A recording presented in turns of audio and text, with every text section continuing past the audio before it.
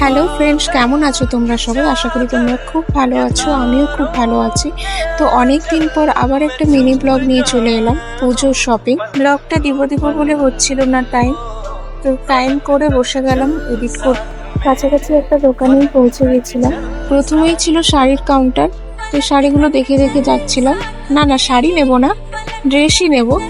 তো ড্রেস দেখতে চলে যাচ্ছিলাম। এখানে ড্রেসগুলো ভালোই ছিল, বাট আমার খুব একটা পছন্দ হয়নি সেভাবে, মানে ম্যাটেরিয়ালের তুলনায় অনেক কস্টলি ছিল। দাঁড়াও দেখাই তোমাদের এখানকার কালেকশন গুলো।